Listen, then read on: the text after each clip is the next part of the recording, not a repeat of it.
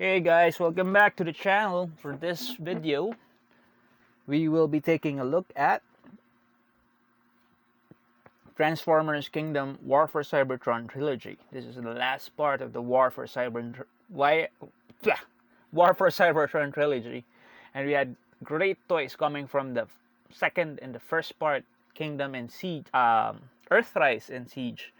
Finally, we got the Kingdom series from which rounds up this trilogy, uh, and surprise, well, it's not really a surprise as it has been announced months before. And of course, you have probably seen a lot of this figure from different toy reviewers and YouTubers who follow the Transformer scene. But I'm so happy that we did not have to wait until April to get this figure. Kingdom is finally here in the Philippine shores. So this will be available in most retail shops, retail toy stores, meaning Toy Kingdom and Toys R Us for us Filipino folks. And yeah, resellers are already also selling this. So it's a great day for Transformers fans here in the Philippines. This will be the first of my series of Kingdom looks at the toys. And of course, this is the Deluxe class Cheetor with this really pretty packaging. I really like the packaging that they did. More on the environmental initiative of Hasbro to cut on plastic parts for their packaging. As you can see, they have lessened the product window. It's just a small bit of plastic there, and already you can see there's no more clamshell holding the figure inside. But it still seems secure. I mean, the figure is there. It doesn't move around or anything. I guess it's tied down by a the twine that is used to tie it to the cardboard backing is still plastic, but I'm sure that's gonna change soon. Alright, let's look at that wonderful artwork on the packaging first. I've said packaging like 10 times already. Let's take a look at that artwork, which is amazing. I mean, the painted cheetah, the animal mode, the alt mode of this figure, and in his robot mode, also a nice rendition there. At the side is an amazing Kingdom promo artwork, which will appear in almost all, well, not almost, actually all of Kingdom's releases. It looks like there will be a Kingdom Bumblebee, because Bumblebee is here prominently and the promo. Unless, of course, they would keep Bumblebee for the Netflix War for Cybertron trilogy set. I hope not. I do hope that it gets a wider release as people are still looking for that figure. At the back is a CG render or a product shot of Cheetor in his alt mode and in his robot mode. So very pretty artwork for the packaging. Pretty. And for the box collectors, this is a pretty one to keep. Actually, I've seen most of the packaging, and it is a pretty box to collect. Unfortunately, that I do not have, what do you call that? I do not have space here to collect boxes. Anyway, so let's take him out of the box so that we could take a look more at the figure and play with it. Okay. Okay, so I removed him from the box. I would just like to share this. For some time, I have been not critical, because I have not said this in my video. I did not like the inner card stock that Hasbro has been using for most of its packaging. But I think this changes now, as this is the box that they use, the card stock that they use, which they replaced which is the replacement for the clamshell that holds the figure securely in the box, is a very nice card stack actually. It's thicker. It's the one that they used in the previous one, Earthrise, and in Siege. It was a bit more flimsy, almost paper-like. But this one, I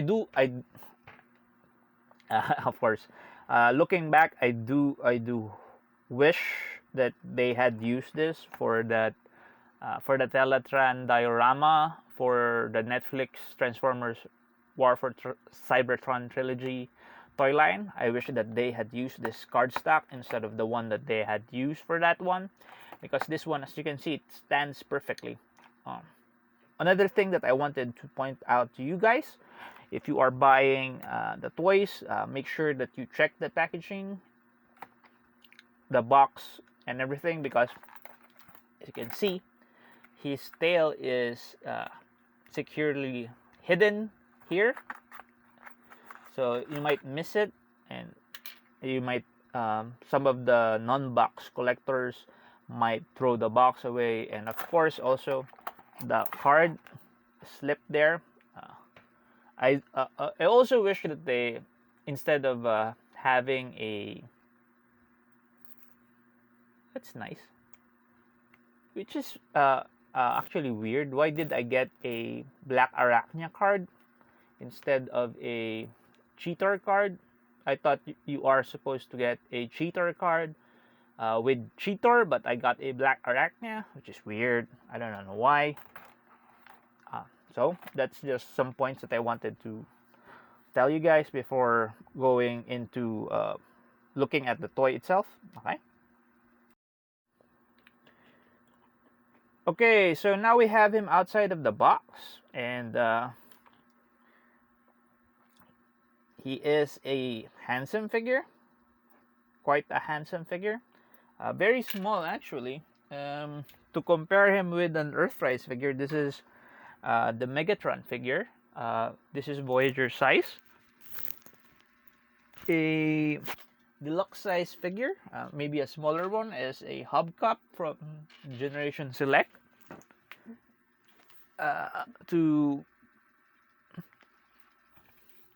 And here is a regular deluxe size figure, also from Earthrise, Sunstreaker. So the height is almost about the same. So it just feels a bit smaller because its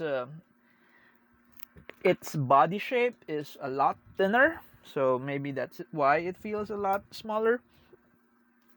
But it feels, it doesn't really feel lighter or anything. So what you get when you open this is you get a card. I'm really quite surprised that the card that I got wasn't of Cheetor, but instead of Black Arachnia. Is this a mistake? I'm not sure. This is the first figure that I opened.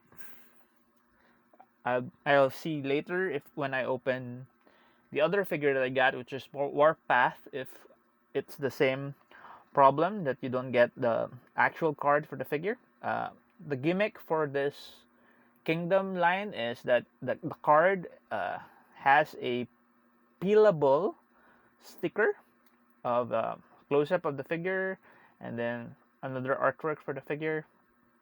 There, you could put it back, and at the back is a golden disc. If you watch the Netflix War for Cybertron Trilogy series on this Netflix, you would have seen Galvatron give this golden disc to Megatron, and then that's right before they plunge it into prehistoric Earth.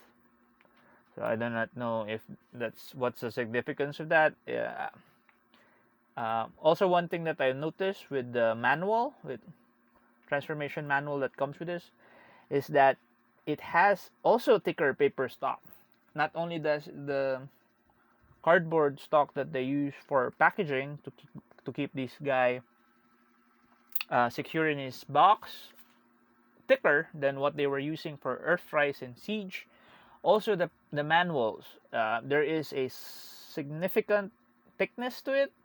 as compared to let's say an Earthrise paper stock for the manual. I also like the color that they used for Kingdom here. That neon green really pops against the darker ink black. Very nice. So for the figure itself, like I said, it feels a bit smaller. You've seen the comparisons with the other figures that I have placed in it.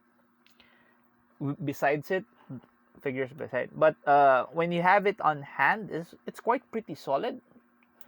Aside from some hollow parts to conserve, there's really not much of hollowness to it. It's kind of, what do you call this? It's robust. It is a robust figure. I mean, it's quite solid. Yeah, when you hold it in your hands, it's quite solid. You might it might look flimsy, but it's quite solid to hold actually. It comes with a weapon, which also is tail. If you've seen a lot of the reviews, the leak reviews of the figure, you would have seen that there is two ways to hold this. You could either hold it like this, like a whip, or you could hold it by the tail, and now it's an axe.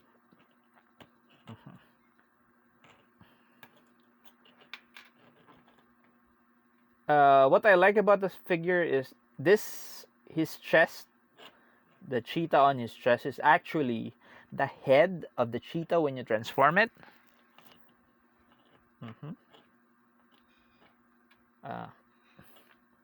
Sculpt on the face is good, actually.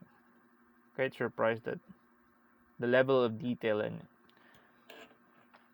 it. It's molded mostly in yellow plastic and painted. The spots are painted. Rest of those tampos are those tampos. I think those are tampos. Also a different shade of yellow, but this will be the belly of the cheetah. For articulation, the head is on a ball joint. It's a weird ball joint because the ball joint is not really right smack in the middle, but actually at the back, more in the back. So there's a bit of a space there. It can look up quite well because of that. You could use the ball joint for rotation. You could rotate the head. Also, because of the position of the ball joint for his neck, he doesn't really look downwards that much. You can see that.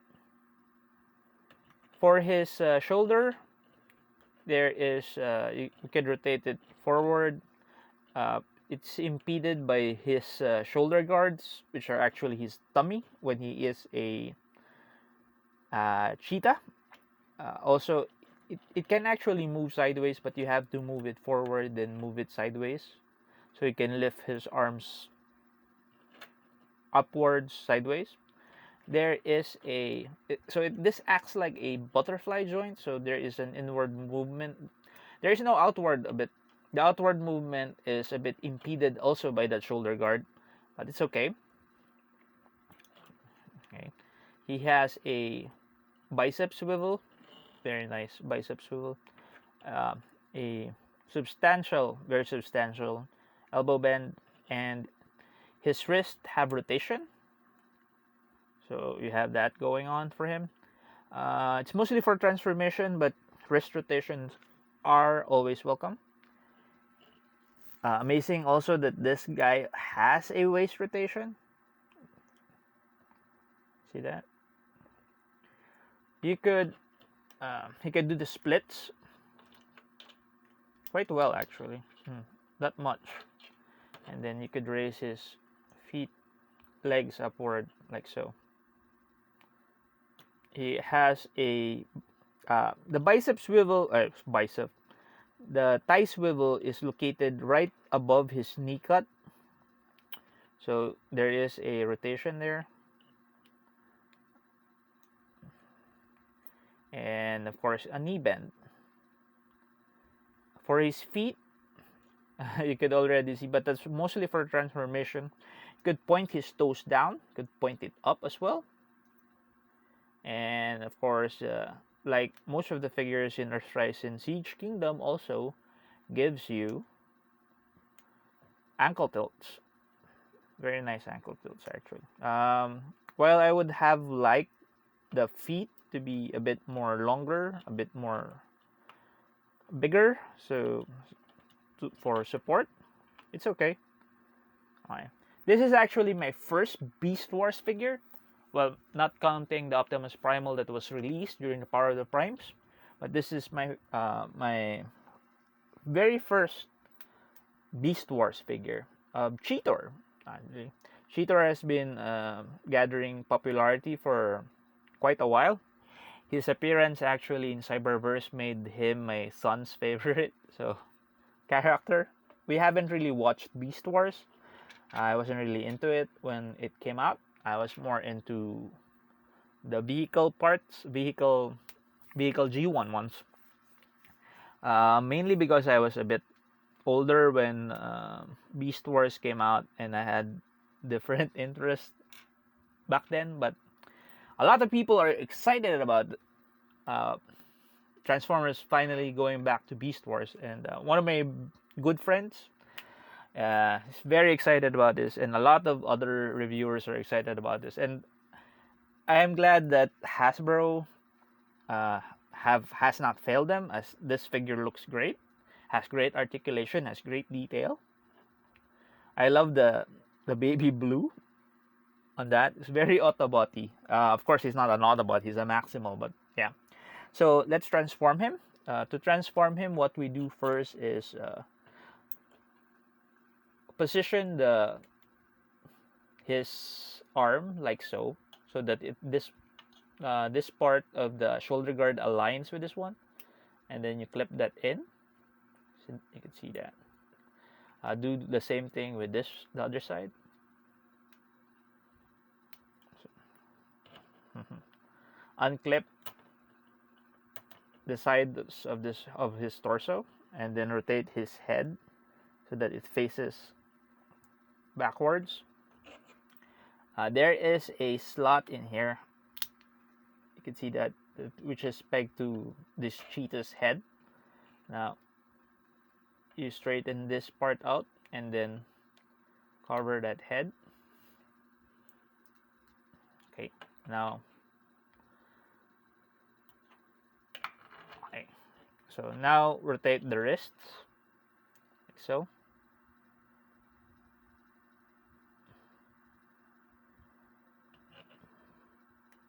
Oops.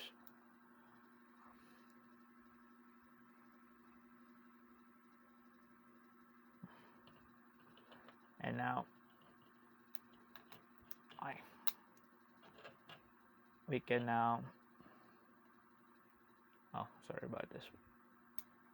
You have to position the wrist like so.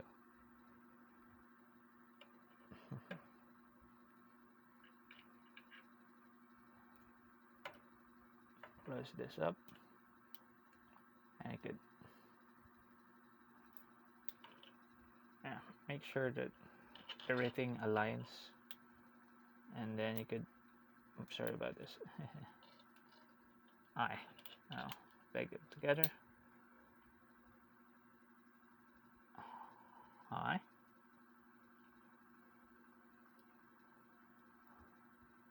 And close this side up, close this side up.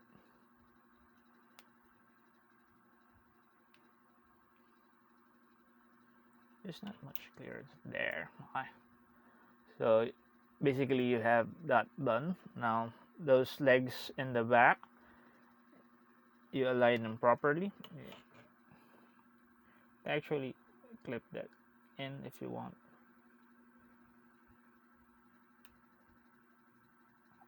There. And now we do the legs.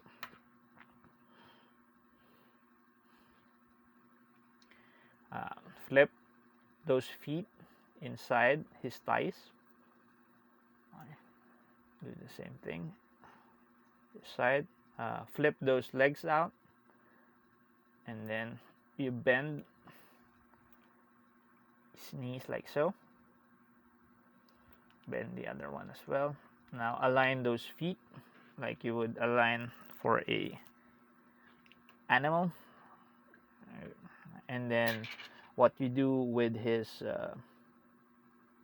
tail is you just, there is a slot there, you can see that, this groin area, and then just peg that inside, and now you have your you close that jaw.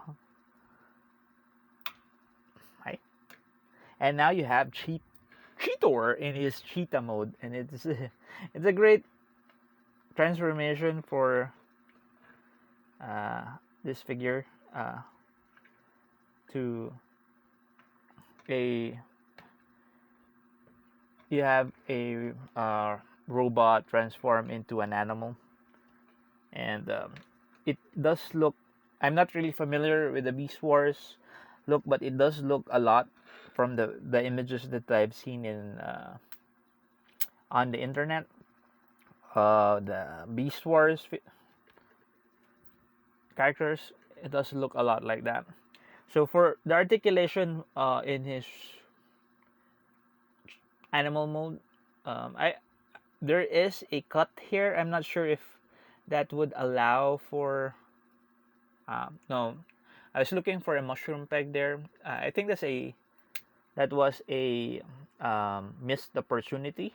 They could have placed a mushroom peg there so that you could rotate this head sideways, but there's I'm not sure if there is, but there's not. I've looked at it and there's none.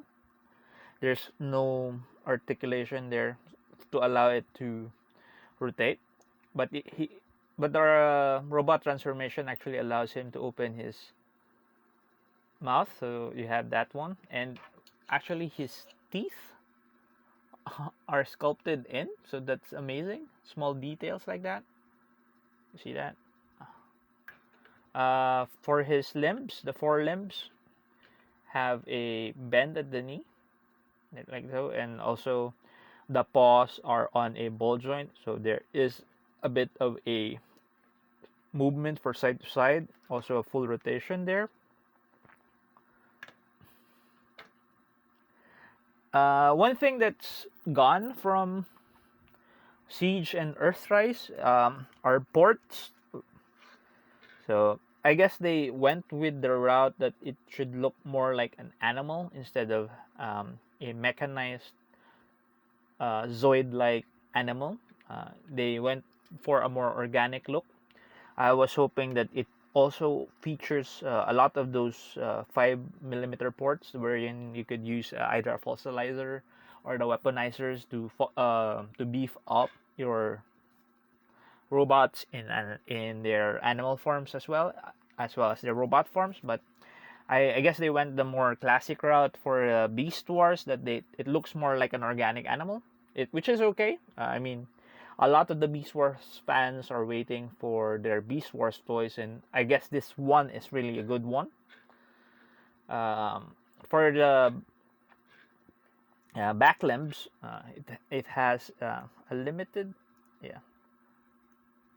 it has bend forward and bend backward for the knee. Also, the paws are on a ball joint, so there is a movement for that. Also, since it is on the hip articulation, you can display it a bit wider for a wider stance if you want. You could actually peg this part there for a more secure shoulder. So, but the butterfly, it acts like a butterfly joint. This ball joint, so you get outward movement, and a bit of inward like that, outward like that.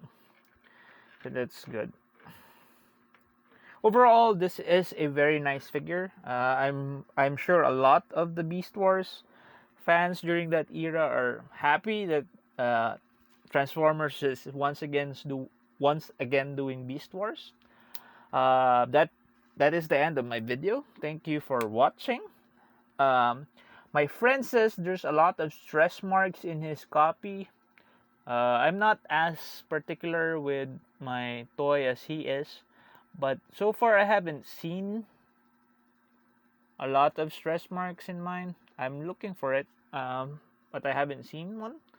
It does look flimsy on camera, but once you actually hold it, it's quite a solid figure, a solid toy.